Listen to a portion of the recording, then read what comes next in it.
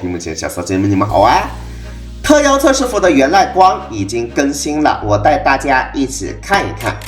原赖光和 F4 不同啊，原赖光它的生命和防御面板比 F4 要低很多，但是呢，原赖光的初始速度是142，不是128了啊，是142，然后它自带20点的暴击。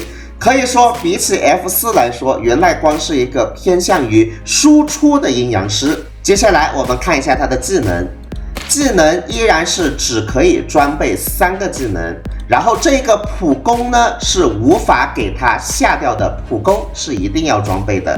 给大家展示一下普攻 ，OK， 就是一段平平无奇的剑击。接下来展示它的其他技能。第一个输出技能天诛八华斩，总结下来，天诛八华斩就是对指定目标造成3段76%的伤害，然后再对其他随机目标造成5段132%的伤害，优先攻击未受到攻击的敌方，并且重复攻击同一个目标时，伤害递减50%。给大家看一下天诛八华斩啊，来。就是那么简单的一个技能。值得注意的是，天诛八华斩是没有冷却回合的，可以多次释放。接下来看它的第2个输出技能，名字叫做天下不武，斩出3道剑气，对敌方目标造成3次112的伤害，并且追加目标已损失生命的25%的真实伤害。而且我们在斗技的时候啊，是斗技的时候 ，PVE 的时候不会触发。斗技的时候，若敌方生命值低于30%的时候，将自动对该敌方释放一次天下不武，每回合开始前只多1次。依然是给大家展示一下，就是一个偏向于对单的攻击，也是没有冷却回合的啊。好的，所有输出技能就说完了。接下来我们先看它的3个被动。第一个被动，鬼咒铠甲附身于原赖光之上，每次受到攻击时，为其吸收原赖光初始攻击30%的伤害。这个吸收初始攻击30%的伤害有一个很逆天的点啊，那就是敌方的怪物的输出没有超过原赖光初始攻击的30%，原赖光就无伤了。我在这里给大家展示一下啊，这个黄色的就是鬼咒铠甲，来看一看对面能不能对我们造成伤害，看见没有？无伤，无伤，就对面的怪物的初始攻击并没有超过我的30%的攻击力啊，看见没有？全程无伤啊。这个无伤的性质可以用来克制一些本身没啥输出，但是是靠御魂进行控制的式神，比方说青姬。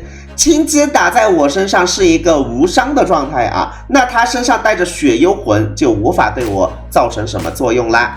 第一个被动可以搭配第2个被动一起使用。被鬼兵部附身的目标受到攻击，但是没有受到伤害的时候，鬼兵部会造成反击。第1次反击的伤害是150%，然后呢，越反击它的伤害系数就会越提升，每次反击1次，伤害系数提升20%。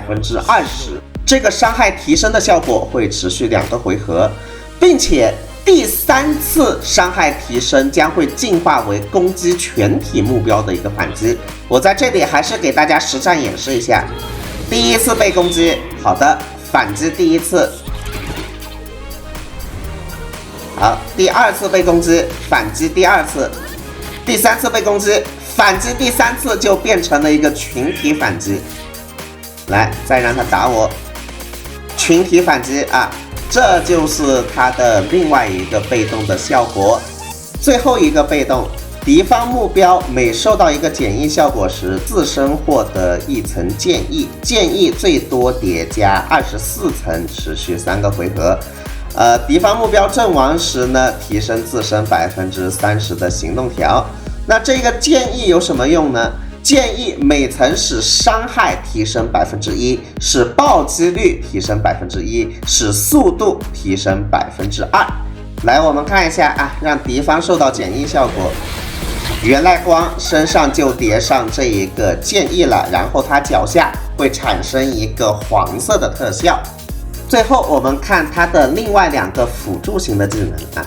第一个辅助型的技能有3个回合的冷却时间，我们可以把鬼兵部同时附身给一个友方目标，并且提升自身30%的暴击。释放这一个技能之后，鬼兵部伤害吸收的系数将提升至初始攻击的50%。来给大家实战一下，把鬼兵部给鬼切。好的，然后呢，2个人都有鬼兵部了，所以现在鬼兵部会反击2次。再来看一下啊，好的，2个无伤1次，2次，反击2次。接下来他的最后一个辅助技能，首先降低敌方目标170点的防御，持续2个回合，然后给敌方全体附加上2层剑伤。被附加了剑伤的敌方目标在受到源赖光攻击的时候，会受到90%系数的真实伤害。如果是被鬼兵部引爆的，伤害提升30%。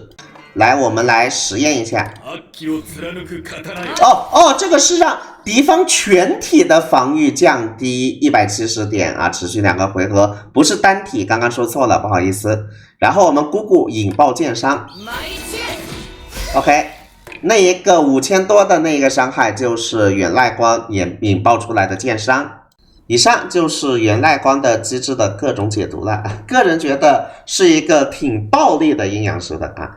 不过呢，我个人没看出 PVE 的具体用处啊 ，PVE 可能可以带新手过一下皮肤塔呀什么的啊。然后你打长线副本肯定还是用秦明的星灭或者用那个800比丘尼来记录伤害，个人感觉应该是偏向 PVP 的。